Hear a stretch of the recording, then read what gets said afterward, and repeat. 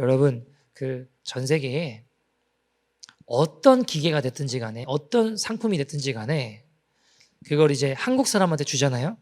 그러면 제일 잘 씁니다. 그 제품 활용도가 최고입니다. 왜 그럴까요?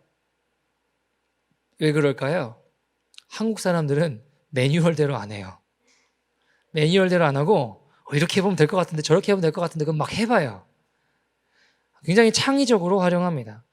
여러분, 보통 그 설명서에는요, 매뉴얼에는 그 제품을 100% 이용할 수 있게끔 맞춰놓지 않아요. 안전하고 오래 쓸 수 있도록 용량이 한 80% 정도로 쓸 수 있게 기록해 놓은 것이 설명서거든요. 우리나라 사람들은 이 매뉴얼대로 안 하니까 막 이렇게도 해보고 저렇게도 해보고 막 다 해보는 거예요. 될 것 같은데? 이렇게 해봐도 될 것 같은데? 하면서 그 기계의 120%, 150%를 사용해냅니다. 그러니까 없는 방법을 만들어내고 없는 길을 내는 민족이 한국 사람들입니다. 무슨 아이템을 가져다 주든지 간에 120%, 150% 사용해내는 민족입니다. 여러분, 예를 들어 제가 예를 하나 들어보면 와플 기계 있잖아요. 와플 기계. 와플 기계는 원래 뭐 하는 거예요? 와플을 굽는 거죠. 와플. 그죠? 와플을 만들어야 되는 거 아닙니까? 근데 한국 사람들은 와플 기계를 가지고 와플 빼고 다 구워 먹어요. 여러분, 뭐 크로플이라는 게 있거든요. 크로플? 혹시 들어보셨는지 모르겠는데 크로와상 아시죠? 크로와상을 이제 와플 기계에 집어넣어가지고 찍어가지고 그 위에 아이스크림 올려 먹어요. 근데 이게 저도 한번 먹어봤는데 진짜 맛있더라고요. 여러분, 와플 기계로 뭐 오징어, 문어, 쥐포 뭐 다 구워 먹습니다. 엄청납니다. 삼각김밥, 꿀호떡, 인절미, 심지어는 라면도 와플 기계에, 심지어는 여러분 삼겹살도 와플 기계에 이렇게 구워 먹어요. 여러분, 와플의 본고장이 벨기에거든요. 벨기에 사람들이 한국 사람을 보고 놀랜대요. 와플 기계로 어떻게 이렇게 다양한 음식들을, 새로운 상품들을 만들어내냐 그러고 막 기절을 한대요. 기겁을 하면서. 여러분, 막 유튜브에 한국 사람들이 이렇게 막 와플 기계를 한 거 올려놓는가 봐요. 그걸 보고 벨기에 사람들이 야, 정말 대단하다 그러고 새로운 방법과 새로운 길을 내는 민족이다라고 생각을 한다라는 것이죠. 여러분, 정말 창의적으로 없는 길을 만들어내는 사람들이 한국 사람들입니다. 와플 기계 하나로도 신세계를 만들어 새로운 길을 개척해냅니다. 그래서 한국에 와플 기계가 인기가 엄청 많대요. 엄청 많이 팔린대요. 여러분, 새로운 길을 만들잖아요. 그 길을 통해 여러 가지 부수적인 상품들이 개발되고 만들어집니다. 모든 것은 새롭게 개척된 길을 통해서 부수적인 일들이 이루어지죠. 여러분, 세상에 보면 길과 함께 새로운 변화가 뒤따르게 되더라는 것입니다. 여러분, 길이 없으면 아무것도 생기지 않아요. 그래서 이제 예전에 보면 대항해 시대 때는 사람들이 신항로를 막 개척하려고 나라들이 막 서로 다투면서 길을 냈잖아요. 식민지를 개척을 하고 새로운 길을 내려고 혈안이 돼서 살아갔던 이유도 그런 것입니다. 제가 아는 선교사님 중에 어떤 분이 필리핀 민다나오에서 사역하고 계시는 분이 계신데, 이분이 그 민다나오라는 남쪽 섬에 거기 막 반군들도 있고 무슬림도 있고 막 그런 지역인데, 거기 들어가가지고 저기 산속의 구석에 들어가서 부족들 있잖아요. 부족들 살아가는 그 사람들 가운데 복음 전하는 거예요. 예수님 막 전하는 거예요. 그러니까 싫어하죠. 싫어하니까 반군들도 그렇고 그 사람들이 이제 이 선교사님을 납치하고 감금하고 살해 위협하고 여러 가지 일들이 있었어요. 근데 이제 이분이 저한테 한번 그런 얘기 했거든요. 제가 전도사 때, 전도사님, 걱정하지 말라고, 하나님의 사람은 절대 안 죽는다고. 절대 안 죽는다. 근데 죽을 뻔은 많이 한대요. 죽을 뻔은 많이 하는데 절대 안 죽으니까 걱정하지 말라고. 머리가 깨져도 묶어서 병원 가서 쓰러지지 그 전에 안 쓰러진다고. 죽을 뻔은 무수히 할 수 있다. 그러나 절대 안 죽으니까 걱정하지 말라고. 왜? 하나님 하실 일이 있다면 아직 안 들어가시니까 걱정하지 말라고. 너무 이렇게 뭐 두려워할 필요 없다 그러시더라고요. 근데 이분이 어쨌든 그곳에서 복음을 전하고 그곳에 남으셔서 끝까지 복음 전해서 그 부족의 추장이 되셨어요. 그래서 이제 이분이 사람들도 어쨌든 이 성교사님 존경하고 두려워하기도 하고 그래요. 근데 여러분, 재밌는 거 뭐냐 하면 그 깡시골이잖아요. 산 중턱에 아무것도 없었거든요. 부족 마을이었으니까. 근데 어느 날 거기에 산 중턱에 길이 들어왔어요. 길을 내기 시작하는 거예요. 길이 생기기 시작합니다. 도로가 생기니까 그 깡시골이 어떻게 됐느냐? 발전하기 시작하더라는 것입니다. 전기가 들어오게 되고, 예전에는 여러분, 이제 마실 물을 구하려면 산 밑에 내려가야 됐어요. 그래서 물을 구해서 이 어깨에 이고 산 중턱까지 올라왔어야만 했습니다. 마실 물을요.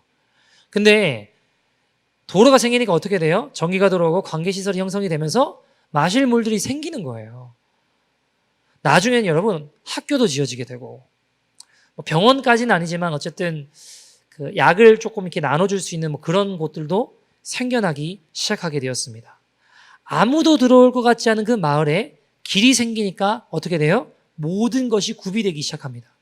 여러분, 길이 생기는 곳마다 모든 것이 구비됩니다.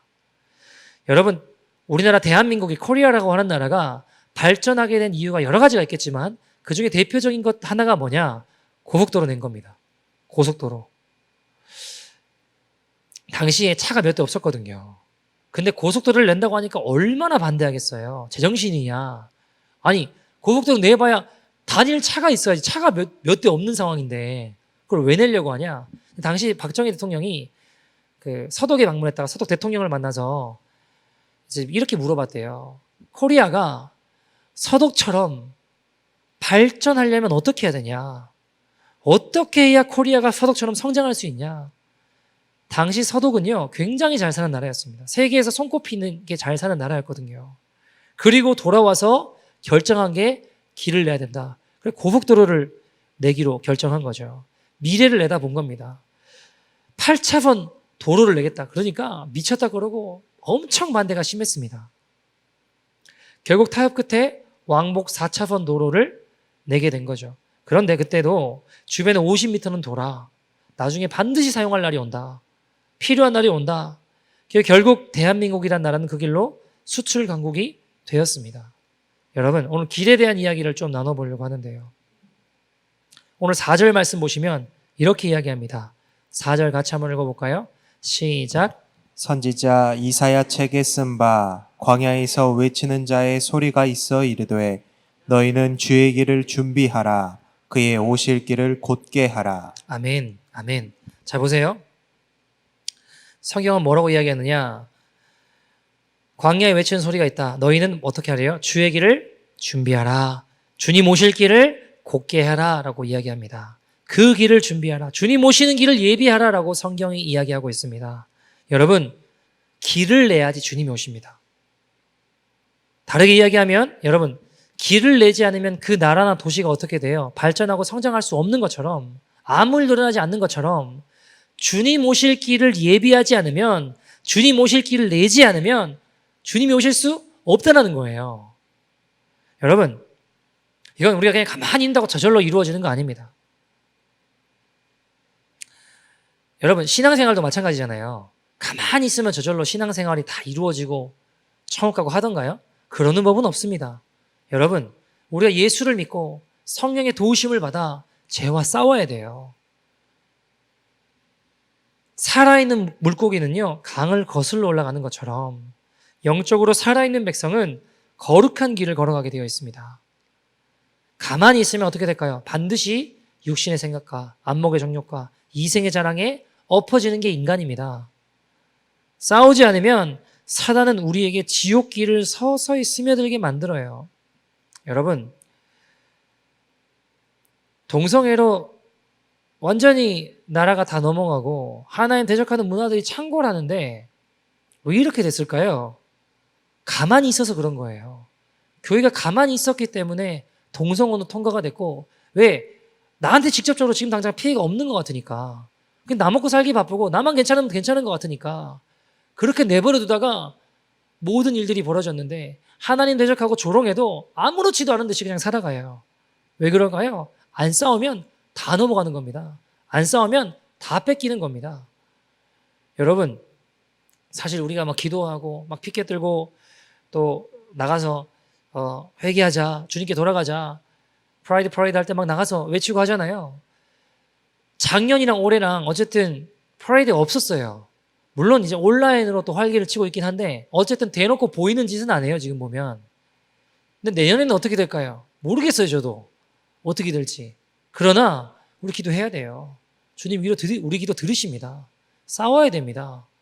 여러분, 마찬가지로 우리 안에 내적인 죄들과 우리가 싸우지 않으면 반드시 그냥 끌려가요.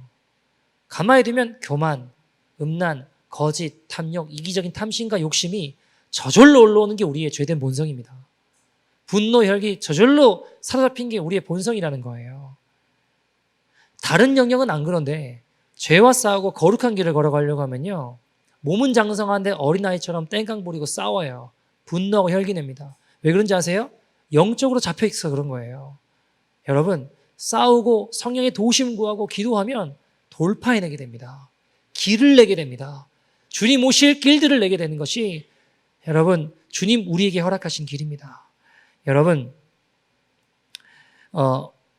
우리가 이 땅을 살며 해야 하는 일들은 주님 오실 길을 예비하는 겁니다. 질문 드려볼게요. 주님이 방문하러 오시나요? 통치하러 오시나요? 잠깐 비지터로 우리 여행 다녀오듯이 잠깐 그렇게 오시나요? 아니면 우리 통치하러 오시나요? 통치하러 오십니다. 우리 인생의 모든 영역에 왕으로 통치하러 오시는 겁니다. 여러분, 길을 내야지 주님이 오신다라고 말씀드렸습니다. 여러분, 우리 안에 주님의 통치가 온전히 이루어지면 복음 전하지 말라고 해도 전합니다.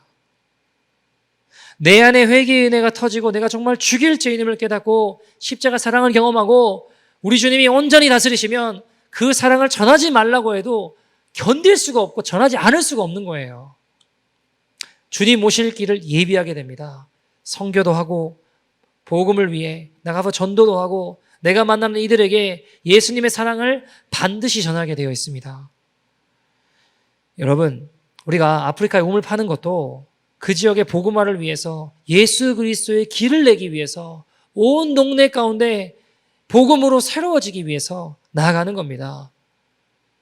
광고 때도 말씀드렸지만 스테이지 2로 이제 수요일에 바뀌면 그동안 코로나로 멈췄던 노방전도, 노방찬양 뭐 이런 것도 복음 선포하고 다시 할 겁니다. 여러분, 가만히 생각해 보면 우리가 주님 오실 길을 내야 되는데 문제는 뭘까요? 주님이 우리 인생의 모든 영역에 왕으로 통치하시는 걸, 이 주님은 통치하시기를 원하는데 싫은 거예요. 그게 준비되고 싶지 않은 겁니다. 그냥 내 마음대로 하고 싶은 거예요. 내 마음대로 살고 싶은 겁니다. 여러분, 제가 어릴 때 저도 이제 믿음이 없고 신앙이 없는데 저도 교회에서 자랐거든요. 태어날 때부터 그냥 교회를 다녔어요.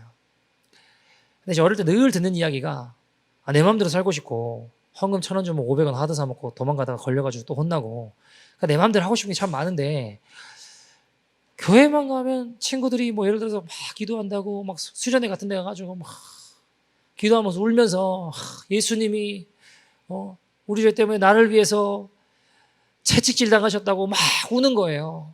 그럼 저는 그걸 보고 이해가 안 되잖아요. 아니, 내가 대신 맞아 달라 했나? 내가 뭐 대신 나한테 왜 그러는데? 뭐 이런 생각이 자꾸 들고 말했어요. 예수님이 우리 죄를 위해서 십자가에 죽으셨습니다. 그러면 내가 대신 죽어 달라 했나? 내가 대신 죽어 달라. 나한테 왜 그러는데? 뭐 이런 생각들이 많이 들었다고요. 왜냐하면 그분이 나를 통치하시고 다스리는 거 내가 별로 원하지 않았어요. 근데 여러분, 그게 제 마음이었고 인생이었습니다. 주님이 나의 왕이 아니신 거예요. 그러다가 제가 고등학교가 될 무렵에 주님을 만나고 십자가를 통과하면서 그분이 정말 살아계신 걸 알고 난 뒤부터는 예수님 안전할 수가 없는 거예요. 너무 좋아서, 너무 정말 좋아가지고 정말 죽어도 여한이 없을 만큼 너무 기쁘고 좋아서 그분을 전하지 않고는 내가 살 수가 없는 거예요. 그게 학교가 됐건 길거리가 됐건 어디니 나가서 막 전하고 나중엔 다른 도시까지 가가지고 막 전도하기 시작했어요. 복음 전하기 시작했습니다. 여러분, 어떻게 나 같은 죄인을 구원하셨을까? 그게 너무 컸어요. 왜요? 그분이 이제 나를 통치하시고 다스리시는 거예요. 여러분, 어떤 성도님이 계신데 이 성도님은 주님을 만나고 회개하고 어떻게 나 같은 죄인을 구원하셨나. 그리고 이분은 어느 직장에 들어가건 거기가 막 변화돼요. 하나님의 통치가 막 나타나요. 그게 식당이 되었건 학교가 되었건 이분이 거기 들어가면 서로 미워하던 사람들이 친절해져요. 서로 막 시기하던 사람들이 배려하게 돼요. 예수님 사랑이 막 흘러가요. 저런 사람이 믿는 예수라면 나도 믿어보고 싶다라는 생각이 드는 겁니다. 여러분, 말이 쉽지. 이분이 직장에서 지불해야 될 대가는 굉장히 큽니다. 많아요. 여러분, 그렇게 하기 때문에 예수님이 나타나는 거예요. 여러분, 내 안에 하나님의 통치가 이루어지면 내가 밟는 모든 땅들이 하나님의 나라가 되는 겁니다. 그렇게 바뀌어가는 거예요. 주의 오실 길이 예비되게 되는 겁니다. 여러분, 네, 한번 생각해 봅시다. 우리가 예를 들어 남녀가 있는데 사랑해서 손을 잡으면 사랑이죠, 그죠? 근데 싫은데 억지로 잡으면 어떻게 돼요? 경찰서 가야죠. 경찰서 가는 거예요. 싫은데 억지로 막 잡으려고 하면. 주님도 우리를 강제로 우리가 막 싫다는데 끌고 가시려는 그런 싸구려 사랑 원하지 않으세요. 억지로, 절대로 막 억지로 다스리려고 하지 않으십니다. 여러분, 우리가 일본에 30년 넘게 통치받았는데 원해서 받았나요? 뺏긴 건가요? 뺏긴 거예요. 그죠? 원하지 않으니까 독립군들도 일어나고 저항하고 싸우는 거 아닙니까? 싸웠던 거 아닙니까? 여러분, 우리가 주님의 식민지 백성입니까? 친백성입니까? 질문이 너무 어렵나요? 우리 친백성, 친자녀들 아닙니까? 어거지로 붙들려 죽지 못해 가는, 떠나자니 찝찝하고 따라가자니 미치겠고, 그게 아니라는 거예요. 여러분, 주님의 사랑받고 주님 따라가는 주님의 참 백성 되기를 간절히 소원합니다. 주님은 우리가 주님 오신 길을 예비하는 거룩한 신부 되기를 원하세요. 성경에도 10처녀 비유 보면요, 슬기로운 5처녀는 어떻게 했어요? 신랑을 맞이하러 올 때 볼 수 있는 등불을 준비했다고 합니다. 그래서 신랑을 맞이해서 예비되신 신랑 우리 주님을 맞이하죠. 그러나 나머지 5처녀는 어땠어요? 분명히 신부다 그러고 처녀였고 신부로 신랑을 기다렸지만 기름 등불 준비하지 못해서 신랑 대신 주님을 못 만났어요. 결국 성문 닫히고 슬피 울며 이를 갈았다라고 이야기합니다. 기억하십시오. 구원의 길로 다 복음으로 청함을 받았습니다. 택함 받는 이들이 많지 않았어요. 여러분, 우리가 기름 등불 준비해서 택함 받는 주의 백성 되기를 소원합니다. 주님 오실 길을 예비하는 저와 여러분 되기를 소원합니다.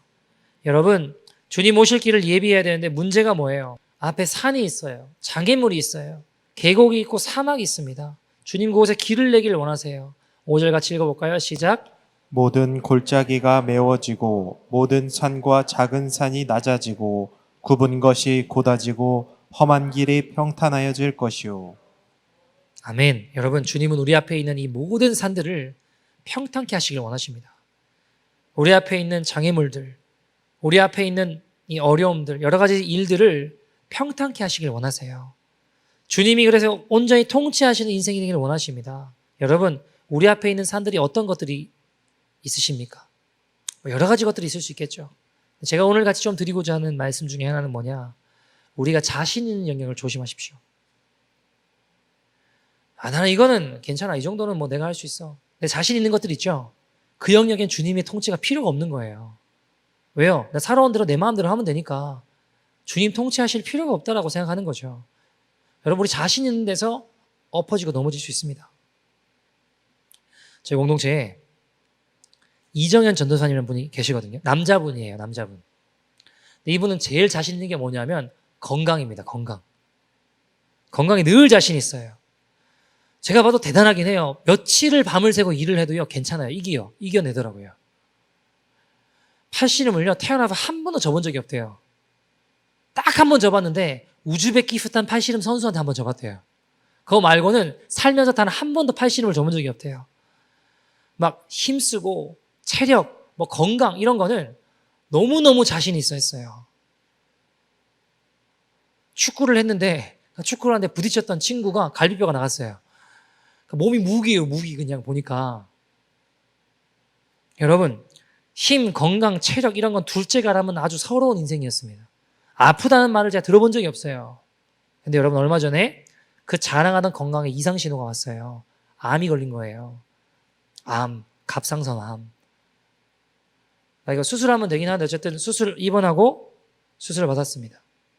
여러분 그렇게 자신 있다라는 영역에서 이것이 나를 대변한다, 나를 지켜준다 라고 하는 그것이 내 안에 교만이라는 산을 만들어요.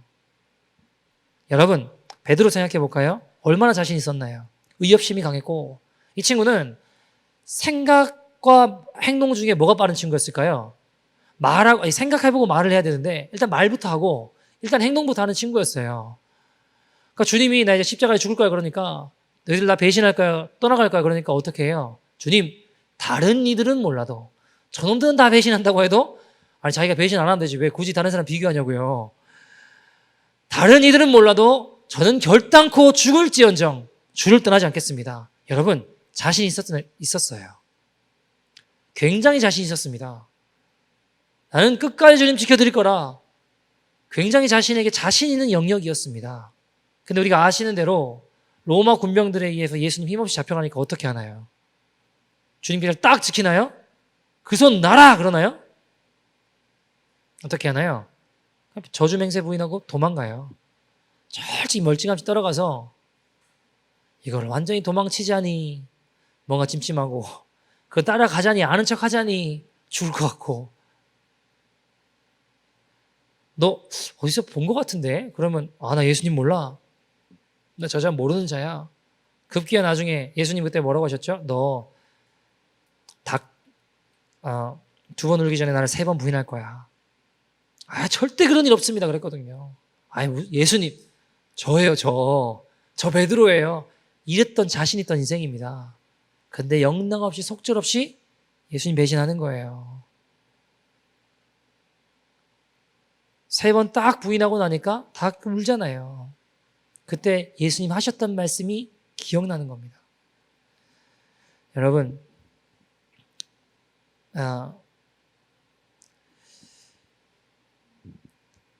우리가 자신 있어 하는 그 부분을 조심해야 됩니다. 왜냐하면 그 부분에 주님의 도움이 별로 필요 없거든요. 내 힘으로 다 잘할 수 있을 것 같거든요.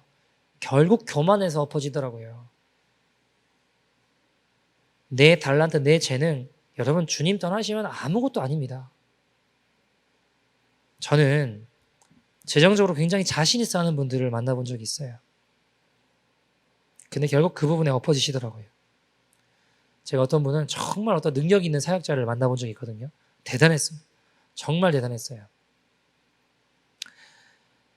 이분의 이제 뭐 암이 됐든 뭐가 됐든 죽을 병에 걸려서 실려왔어요. 실려오는데 기도받고 뭘 쏟고 난 다음에 걸어나가는 말도 안 되는 기적들 있잖아요. 대단하죠. 그래서 이 사람이 죽을다가 살아났으니까 막 돈을 가져와요. 자루로 막 돈을 가져와요. 드리겠다고 하면 엄청나게 화내는 분이었어요. 어디 지금 하나님의 능력을 돈 주고 살려고 하냐고. 재정에 자신 있는 분이었어요. 제가 봤을 때는. 막 소리 지르던 분이었어요. 어디 하나님 능력 돈으로 치부하려고 하냐고. 근데 여러분 그렇게 재정에 자신 있던 분이 결국 그 영역에 넘어지는 것을 보았습니다. 여러분 베드로도 그랬잖아요. 그렇게 내가 자신 있어 한다. 난 절대 주님 떠나지 않는다. 근데 저주맹세 부인했습니다. 그때 주님 하신 말씀이 기억이 나는 거예요. 마가복음 14장 72절 같이 한번 읽어볼까요? 시작. 닭이 곧 2번째 울더라. 이에 베드로가 예수께서 자기에게 하신 말씀 곧 닭이 2번 울기 전에 내가 3번 나를 부인하리라 하심이 기억되어 그 일을 생각하고 울었더라. 예수님 하신 말씀이 기억이 나서 그 일을 생각하고 우는 거예요. 내가 여기 자신 있다고 주님 앞에 큰 소리 쳤는데 나 이것만큼은 잘할 수 있다고 이야기했는데 근데 거기 엎어지는 내 모습을 보며 주님 생각이 나는 거예요. 여러분 우리 욕심이 우리 교만한 생각이 이런 것들이 주님이 오셔서 다스리시는데 높은 산과 골짜기가 되어 주님 오시는 길을 더디게 만드는 겁니다. 여러분 우리 예배 딱 끝나고 나가서 행동하는 거 보면요 주님의 통치와 상관없는 삶을 살아가고 있지 않습니까? 교회 밖을 딱 나가려고 하면 주님이 따라 나오시려고 하면 주님 왜 그러시냐고, 스스로 피차 곤란한 일 만들지 말고 여기 계시라고, 왜 따라 나오시냐고. 여러분, 우리의 가정과 직장에 누가 주인이고 누가 통치자입니까? 누가 진짜 왕이십니까? 여러분, 목소리 큰 사람이 왕이 아니에요. 예수님입니다. 내가 통치한다고, 내가 다스린다고 결코 행복해지지 않습니다. 착각하겠지만 예수님의 왕되심과 주인 되심을 선포하십시오. 여러분, 예수님이 주인 되실 때 진짜 행복한 거예요. 내가 주인 노릇 하려고 한 삶을 십자가에 못 박읍시다. 가정에서, 직장에서, 교회에서 예수님의 왕되심을 선포합시다. 여러분, 주님 오실 길을 예비하는 저와 여러분 되기를 소원합니다. 여러분, 오늘 예배를 얼마나 사모하고 기다리셨습니까? 주일 예배는요, 사실 토요일부터 준비하는 거예요.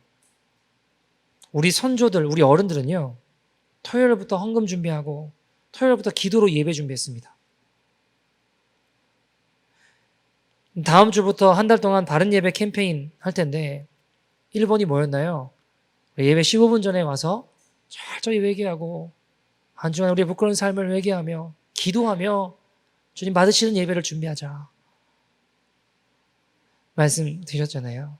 여러분, 하다못해 우리가 아주 좋아하는 유명인을 만난다고 해도요, 늦는 법은 없습니다.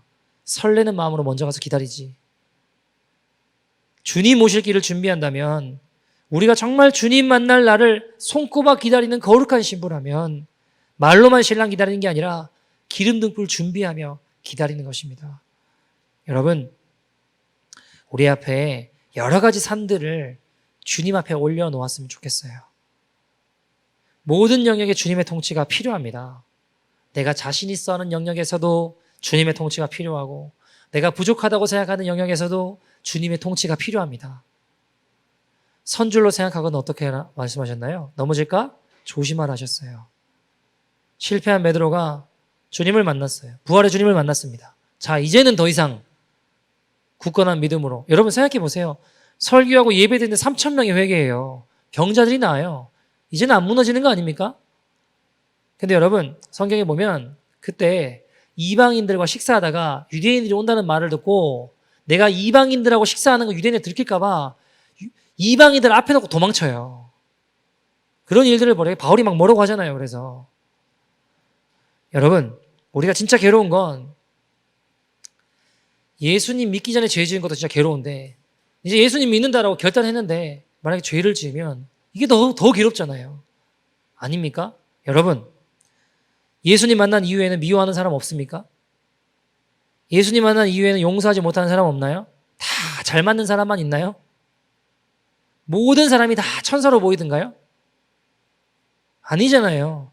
어딜 가도 나랑 안 맞는 사람은 꼭 한 사람씩 있습니다. 여러분, 어딜 가도 있어요. 어딜 가도. 직장에 가도 있고 교회를 가도 있고 집에는 없을까요? 집에 있을 수도 있어요. 여러분, 주님 앞에 갈 때까지 있습니다. 여러분, 그 사람 변화시키려고 하지 마세요. 내가 변화되어야 되는 겁니다. 더 넓은 그릇으로 빚어가시기를 원하시는 겁니다. 여러분, 사랑할 만한 사람만 사랑하면 이방인들도 다 한다고 하셨어요. 예수 안 믿는 사람도 사랑할 법하고 사랑할 만한 사람들은 예수 안 믿는 사람도 다 한다고 하셨어요. 예수 믿는 사람들의 차이가 어디 있습니까? 사랑할 수 없는 것을 사랑하고 용서할 수 없는 것을 용서하며 변명하지 아니하고, 우리 주님 기억하신다면 서운해하고 힘들어하지 않고, 우리 주님만 하신다면 기쁨으로 주님과 나만 아는 비밀을 기뻐하며 믿음으로 걸어가는 자들입니다. 여러분, 우리가 이런 사람 없었으면 좋겠다. 근데 그런 사람 또 있잖아요. 저 사람 정말 속사람이 거듭난 사람인가? 어떻게 저렇게 뻔뻔한 소리를 하나? 이런 판단하지 마시고 그 사람을 위해 기도하는 저와 여러분 되기를 소원합니다. 여러분, 우리가 예수님을 딱 만나면 인카운터가 이루어지면 죄들이 막 저절로 끊어져요. 그런 은혜들이 있어요. 근데 여러분, 그런다고 해서 죄랑 싸우지 않고 가만히 있으면 다 해결될까요? 그런지 않아요. 여러분, 우리가 죄악과 싸우지 않아도 그 죄가 여전히 가만히 죽어 있던가요? 그러지 않아요. 사도 바울은 뭐라고 했냐면 날마다 나는 죽노라 했어요. 날마다. 매일 싸우고 매일 나를 십자가에 못 박는다고 했습니다. 매일 내가 죄랑 싸우고 매일 내가 십자가에 죽지 않으면 이 자아가 살아날 수 있잖아요. 사단은 죄를 통해 우리를 어떻게든지 지옥으로 끌고 가려고 합니다. 그러니까 엎어지고 넘어지면 내 예수 믿는데 왜 이럴까? 이러면 그때가 훨씬 더 괴롭습니다. 왜 그런가요? 그 괴로운 마음은요, 우리 안에 아직 성령님이 역사하고 계시기 때문이에요. 여러분, 성령을 소멸치 마십시오. 주님이 우리를 위해 기도하고 계십니다. 우리 인생의 높은 산과 골짜기를 깎으시고 메우셔서 주님 오실 길을 예비하기를 원하십니다. 여러분, 우리의 부족함은 중요하지 않아요. 왜? 주님이 강하시니까. 여러분, 우리가 부족해도, 아무리 부족해도 주님의 통치와 다스림을 사모하며 걸어가는가, 그것이 중요한 것입니다. 내 심령에 정말 주님의 통치와 다스림을 사모하는가, 그것이 중요한 것입니다. 여러분, 제 친구가 일본에서 선교사로 이제 사역을 하고 있어요. 고등학교 때 만난 친구인데, 원래는 공부를 아주 잘하던 친구였는데 좀 미안한 부분은 저를 만나고 성적이 좀 떨어지긴 했어요. 좀 미안하긴 한데, 제가 이제 막 미친 듯이 나가서 전도도 하고 사람들 모아가지고 막 기도회도 하고 학교에서 막 같이 어려움도 많이 당했죠. 선생님한테 매도 같이 맞고. 제가 막 설치고 다니니까 이 친구도 그 영향을 이제 조금 받았던 것 같아요. 그래서 이제 대학은 이제 일반 대학교를 졸업했는데 대학원을 신학교 대학원을 갔어요. 졸업을 하고 사역을 좀 하다가 일본에 선교사로 나오게 되었죠. 근데 이제 최근에 이 친구가 좀 어려운 일들을, 이런저런 일들을 많이 겪게 됐어요. 재정적으로도 상황적으로도 여러 가지 어려운 일들을 겪게 됐거든요. 급기야 이제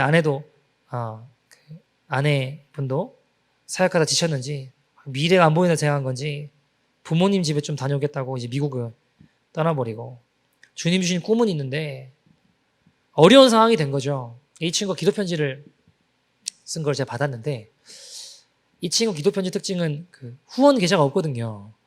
근데 재정적으로도 어려운 일들이 좀 있어서 이번 한 번만 내가 후원 계좌를 좀 싣겠다. 싣고 이런 기도 제목들이 있고 이런 어려움들이 있다. 나눴어요. 어떻게 됐을까요? 넘치게 채워졌습니다. 정말 넘치게 채워졌어요. 내가 원했던 것 이상으로 넘치게 채워지는 것을 보고 이 친구 그렇게 통곡을 하고 울었대요. 그래서 제가 왜 울었냐 물어봤어요. 이 친구가 뭐라고 하냐면, 어떤 빚을 갚아서 우는 게 아니라, 병원비가 생겨서 우는 게 아니라, 문제가 해결돼서 우는 게 아니라, 하나님이 나를 버리지 않으셨네. 하나님이 나 같은 자를 기억해 주시네. 여러분, 우리가 주님의 음성을 들으면 와, 나 주님의 음성 들었어, 그게 나를 감격하게 하나요? 그러지 않잖아요. 뭐가 감격되나요? 아직도 나를 기억하시네. 아직도 나를 사랑하시네. 아직도 주님이 나를 생각하시네. 그게 우리의 눈물을 나게 하지 않습니까? 여러분, 우리에게 감격은 우리 앞에 뭐가 이루어지고 뭐가 성취되고 뭐가 해결되어질 때 감격되는 것이 아니라, 주님이 나를 사랑하시고 나 같은 것을 붙들어 주시고 아직도 함께 계심을 깨달을 때 감격이 우리 안에 되살아납니다. 제가 박보영 목사님을 만났을 때도요, 사실 처음 만났던 건 아닌데 목사님은 그때를 처음 만났던 것으로 기억하시는데, 저는 사실 그 전에 만난 적이 있거든요. 근데 이제 어쨌든 목사님이 생각하시는 처음 만나셨을 때 저를 보시며, 나 네 이름도 모르고 누군지도 모르고 뭐 하는지 모르겠는데 너 미국 갈래 그러셨어요. 하나님이 너를 미국으로 데려가도 좋다라고 하셨다. 미국으로 보내도 좋다라고 하셨다. 그러니까 미국에 집회하실 때, 미국에 집회하러 가셨을 때 제 얼굴을 보여주셨대요. 여러분, 근데 제가 그 말을 듣고 너무 많이 눈물이 나고 너무너무 기뻤어요. 왜요? 미국 가게 돼서? 아니요, 여러분. 미국 가게 돼서 그런 거 아니에요. 왜 기뻤냐면요, 왜 눈물이 났냐면, 제 마음에 하나님이 나 같은 자를 기억하시네. 난 버림받아도 마땅한 자인데 하루 제발 주님 나를 기억해 주세요 하고 정말 처절하게 하루하루 걸어갔거든요. 전도하면서도 하나님, 나를 불쌍히 여겨주십시오. 나 지옥 가도 마땅한 죄인이지만 하나님 나를 긍휼히 여겨 주십시오. 정말 하루하루 그렇게 살아갔거든요. 여러분, 하나님이 나 같은 죄인을 기억해 주신다는 것을 박보영 목사님을 통해 확인시켜 주셨습니다. 그래서 한없이 느껴 울었죠. 여러분, 오늘도 포기하지 않으시는 주님의 사랑이 우리의 산과 골짜기를 평탄한 길로 다듬으십니다. 여러분, 우리 인생 살다 보면요, 또는 교회 생활하다 보면 반드시 마음에 안 드는 사람이 있습니다. 마음에 안 드는 상황이 있어요. 반드시 있습니다. 그런 일들이 왜 하나님 허락하시고 왜 붙여주실까요? 뭐 우리 교회라고 뭐 완벽하겠습니까? 마음에 안 드는 일도 있고 마음에 안 드는 상황들도 있고 마음에 안 드는 사람이 있을 수도 있습니다. 여러분, 근데 그런 사람 왜 붙여주실까요? 거룩한 신부 만드시려고요. 나를 거룩한 신부 만드시려고요. 주님은 우리 안에 산을 너무 잘 아세요. 골짜기를 너무 잘 알고 계십니다. 그래서 그런 사람들을 계속 잘 붙여주세요. 그런 상황에 처하게 하시고 그런 어려움을 당하게 허락하세요. 왜요? 주님이 우리를 사랑하시기 때문에, 온전한 통치를 원하시기 때문입니다. 내 심령의 산을 깎으시고 깊은 골짜기를 메우시는 역사를 행하시기 위해서 그 일을 행하시는 거예요. 사랑하는 여러분, 주님의 통치에 나를 맡깁시다. 내 마음대로 내 고집대로 사는 게 아니라 그거 버리고 주님의 통치에 나를 맡겨봅시다. 말씀대로 순종해 봅시다. 그때 역사하시는 주님을 보게 될 것입니다. 반드시 변화됩니다. 주님이 우리에게 오셔서 확인하시는 거는요, 원하시는 거는 야, 너 얼마나 깎였냐? 얼마나 메웠냐? 이게 아니에요. 네가 이걸 깎기를 원하느냐? 네가 이것을 메우기를 원하느냐? 네 앞에 산과 골짜기를 깎기를 원하고 메우기를 원하느냐? 그 의지와 영접과 소망을 보신다 이 말입니다. 우리 모난 인간, 여러분, 싸우면 더 싸웠지 어떻게 더 깎겠습니까? 우리가 파들어가면 더 파들어갔지 여러분, 우리가 어떻게 채우겠습니까? 우리의 죄된 손과 발로 뭘 할 수 있겠습니까? 그러나 주님, 나 여전히 부끄럽고 부족해도 주님 이 시간 오셔서 나를 다스려 주시옵소서. 깎아 주시옵소서. 바르게 해 주시옵소서. 채워 주시옵소서. 간절히 기도하고 간구할 때 주님의 놀라운 역사와 일하심이 우리 삶에 일어날 것입니다. 주님이 약속하셨습니다. 보라, 내가 새 일을 행할 것이다. 그것을 너희가 보게 될 것이다. 광야에 길을 내시고 사막에 강을 내셔서 내 택한 백성이 마시게 할 것이다. 여러분, 스가랴서 4장 6절 7절 보시면 성경은 이렇게 이야기합니다. 같이 한번 읽어볼까요? 시작. 그가 내게 대답하여 이르되 여호와께서 스룹바벨에게 하신 말씀이 이러하니라. 만군의 여호와께서 말씀하시되 이는 힘으로 되지 아니하며 능력으로 되지 아니하고 오직 나의 영으로 되느니라. 큰 산아, 내가 무엇이냐? 내가 스룹바벨 앞에서 평지가 되리라. 아멘. 여러분 보세요. 우리들 앞에 있는 큰 산들이 있을 수 있죠. 근데 성경은 이야기하기를 이는 힘으로도 되지 아니하고 능으로 되지 아니하고 오직 주의 영으로, 주의 신으로, 주의 성령으로 된다. 큰 산아, 네가 스룹바벨 앞에 평지가 될지어다. 여러분, 우리 힘으로 되지 않고 우리 능력으로 되는 거 아닙니다. 주의 성령의 역사하심으로 내 앞에 있는 큰 산은 평지가 될 것입니다. 한 이야기대로 말씀을 좀 마치죠. 여러분, 어떤 성도님이 가게를 하셨는데, 조그마한 가게를 하셨는데 이분이 제일 자신 있는 게 자신의 실력에는 정말 자신이 있었어요. 아주 자신이 있었습니다. 왜냐하면 여러분, 하는 것마다 다 잘 되고 만드는 메뉴마다 다 대박이 나는 거예요. 조그마한 가게였는데 거기 이제 음식 먹으려고 막 1시간 동안 줄 서서 사람들이 그 음식을 먹고 그랬어요. 토론토에서 매년 그 리워드 상 주는 그런 게 있는데 그것도 뭐 매년 받고 맛집상 매년 받기도 하고 그랬습니다. 자, 어떤 마음이 일어날까요, 그러면? 내가 자신 영역에 우리가 조심하지 않으면 교만해집니다. 그럼 주님 별로 필요 없어지는 거예요. 주님 없어도 다 잘할 수 있는 것 같은 거예요. 급기야 주일에도 문을 열고 장사하기 시작했습니다. 어떻게 됐을까요? 망했을까요? 더 잘 되는 거예요. 더 잘 되는 겁니다. 주일에 문 열고 장사했는데 여러분, 그러나 그렇게 승승장구할 것 같았던 인생의 위기가 와요. 가정에 어려움이 생깁니다. 신뢰가 깨지고 이제 이혼을 하게 된 상황이 되었습니다. 여러 가지 어려운 일들이 막 발생했어요. 그때 이제 제가 이 아내분을 알게 됐는데, 그럼 뭐 제가 할 수 있는 게 없잖아요. 같이 기도하자. 같이 기도하고 또 기도하고 예배하고.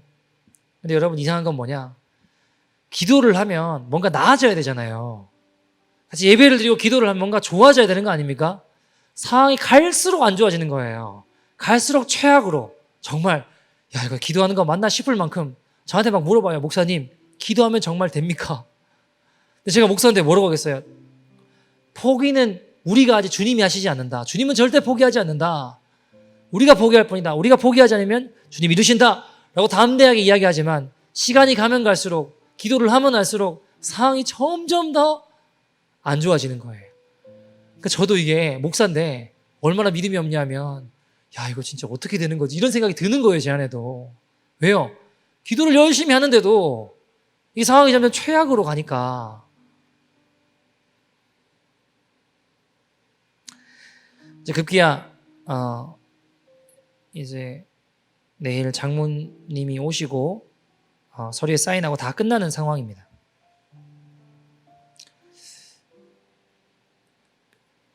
그래서 이제 그 집에 가서 예배를 드렸어요. 아내분하고 예배를. 주님의 뜻이 이루어지게 해달라. 주님의 통치가 하나님 이곳에 이루어지게 해주십시오. 간절히 기도하고 예배를 드렸습니다. 여러분, 어떤 일이 벌어졌을까요? 우리가 예배 드리는 그때에 남편에게 회개의 영이 임하는 거예요. 그러니까 내 영이 깨닫고 아는 거예요. 나는 이제 지옥이구나. 내가 이제 지옥이구나. 영혼이 느끼는 거예요. 갑자기 막 통곡하고 울기 시작하는 거예요. 근데 저희는 몰랐어요. 왜요? 같이 예배 드린 게 아니니까. 자, 그리고 그 다음날 이제 이 여자 성도님 어머니가 오시기로 했잖아요. 근데 비행기가 딜레이 돼서 하루 연기가 됐어요. 근데 이제 이 아내분 어머니가 저희한테 전화가 왔어요. 딸이 지금 연락이 안 된다는 거예요. 걱정이 된다고. 죄송한데 한 번만 가봐 주실 수 없냐고. 한 번만 거기 가봐 주실 수 없냐고. 그래서 그 자매 집을 찾아갔습니다. 알고 보니까 그때 어떤 일이 벌어지고 있냐면, 남편이 아내를 찾아와서 막 사과하는 거예요. 용서를 구하는 거예요. 회개하는 거예요. 무릎을 꿇고 막 회개하고. 그래서 이제 그 상황이 되니까 이제 연락을 못 받은 거예요. 그때 이 자매가 속으로 하나님께 기도를 했대요. 하나님, 목사님 오셔서 지금 기도해 주시면 너무 좋겠다. 그렇게 막 기도를 하는데 누가 똑똑똑똑 문을 두드려요. 누구예요? 저희가 온 거예요. 그때 저희가 온 거예요. 와가지고 보니까 상황이 지금 이제 파악이 되잖아요. 이제 이게 무슨 일인가 해가지고 막 파악을 하고 이제 막 기도를 하기 시작했죠. 하나님, 십자가 사랑 앞에 거하게 해주시고 하나님의 통치와 다스림이 하게 해주십시오. 여러분, 어떻게 됐을까요? 지금 가만히 이 가정을 생각하면 그렇게 눈물이 나요. 여러분, 뭘 잘하고 대단한 게 아니라 그냥 붙어 있는 거예요. 붙어 있는 거예요. 너무 귀한 하나님의 자녀로 살아가고 있어요. 하나님의 통치를 받으며 늘 주님께 묻고 기도하며 한 걸음 한 걸음 걸어가고 있습니다. 이제는 알아요. 이 비즈니스도, 이 가정도, 모두 다 어떤 것도 내 능력이 아니라 하나님의 통치를 받으며 걸어가는 것이 가장 큰 행복이라는 것을. 여러분, 주님 우리에게 대단한 의지력과 능력을 요구하시는 거 아니에요. 나지막한 한마디라도 우리 주님의 이름 부르짖고 그 옷자락 잡으실 때, 여러분, 메말라부터 쩍쩍 갈라질 것 같은 우리의 심령을 강을 내실 것입니다. 길을 내실 것입니다. 마땅히 가야 할 방향을 알게 하시고 생명으로 인도해 주실 것입니다. 그 길로 걸어가는 저와 여러분 되기를 간절히 소원합니다. 자, 같이 한번 기도합시다. 주님, 나 미약하고 부족하지만 주님 오실 길을 예비하는 인생 되기를 원합니다.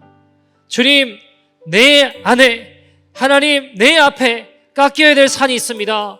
골짜기가 있습니다. 주님 깎아 주시옵소서. 주님 통치하여 주시옵소서. 주님을 기다리는데 기름등불 준비한 슬기로운 다섯자녀 되기를 원합니다. 주님, 주의 신으로 주의 성령으로 역사하여 주시옵소서. 다 같이 주의 이름 부르고 통성으로 기도하겠습니다.